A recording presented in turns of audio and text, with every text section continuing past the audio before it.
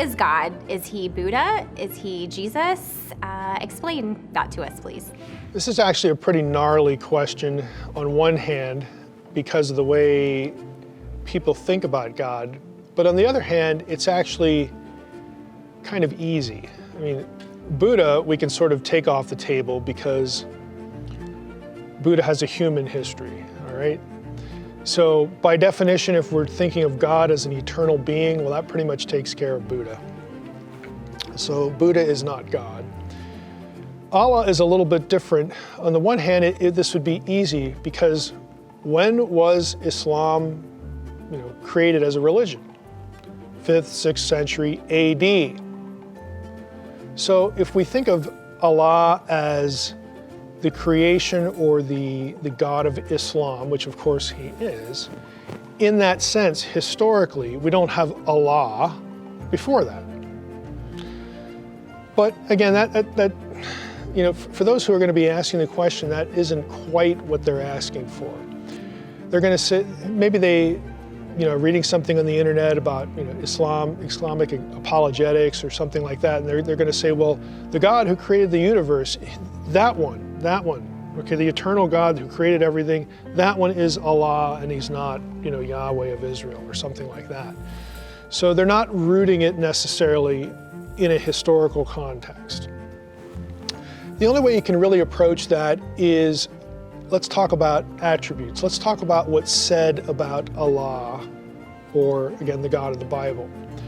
There's a lot of overlap here because, again, as a scholar, I pretty much have to say what is factually the case.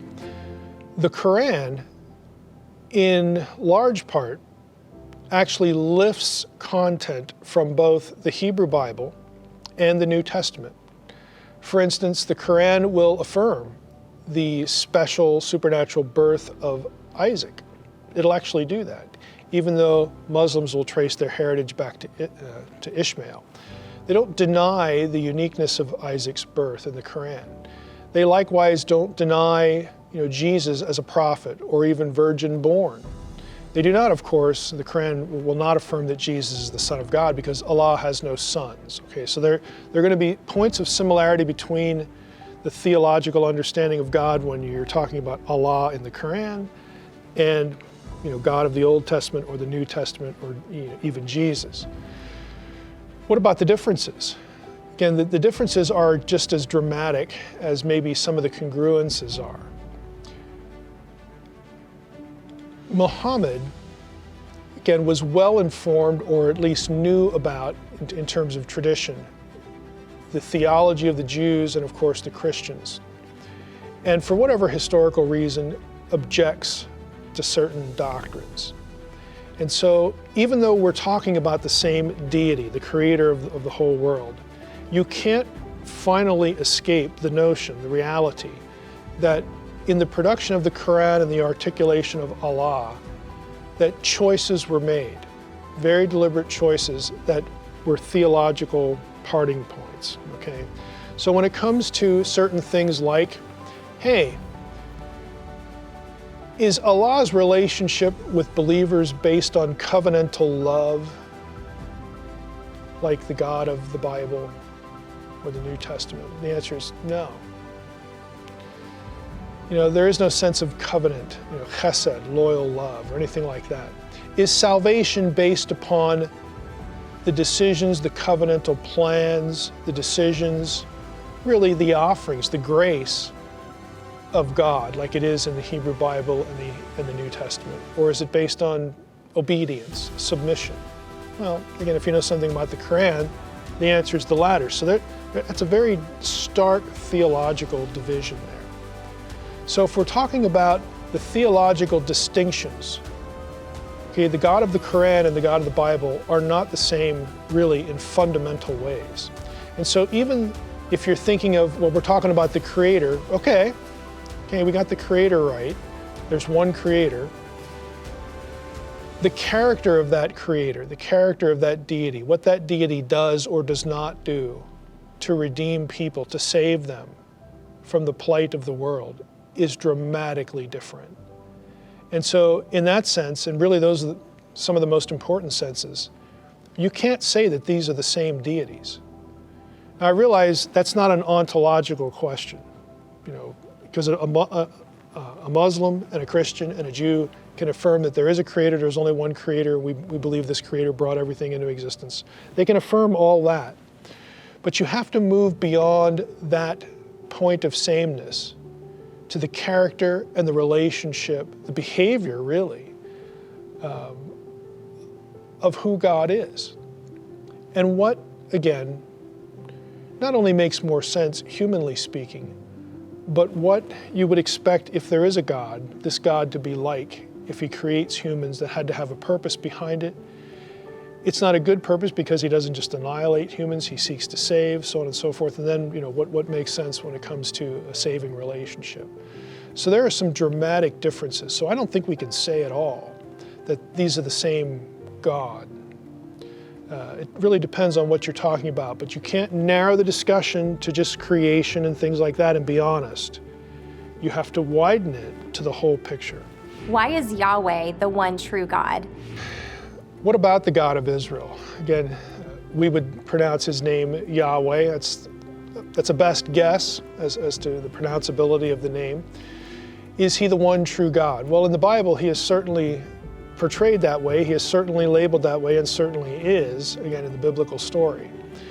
You could take that answer and just leave it there.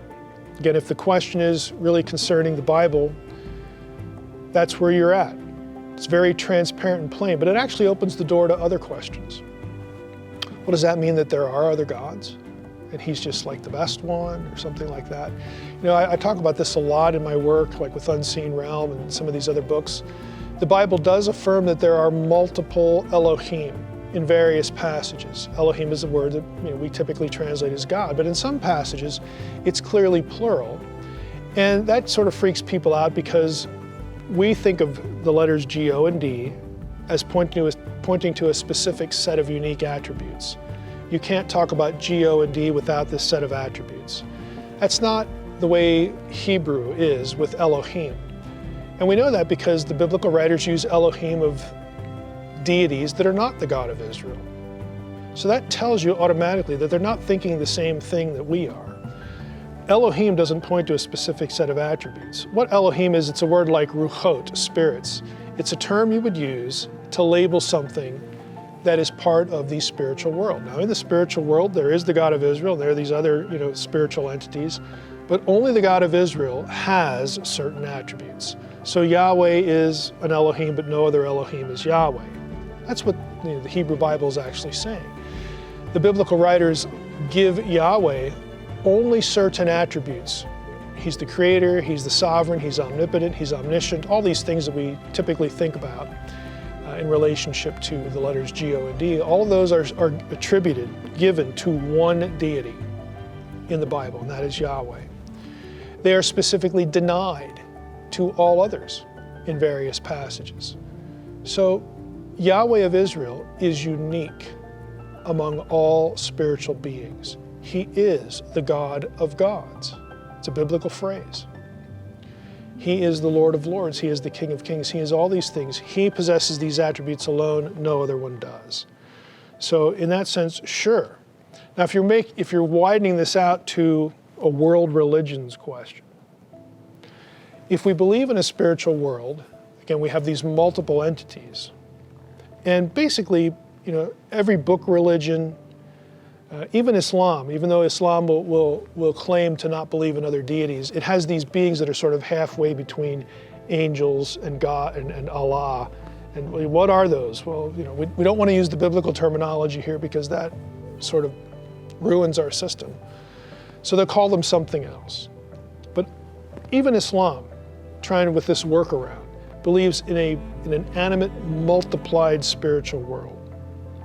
So if that's the case, if there's basic agreement there, even Eastern religions with thousands and tens of thousands of deities, we have to ask ourselves, well, what makes more sense?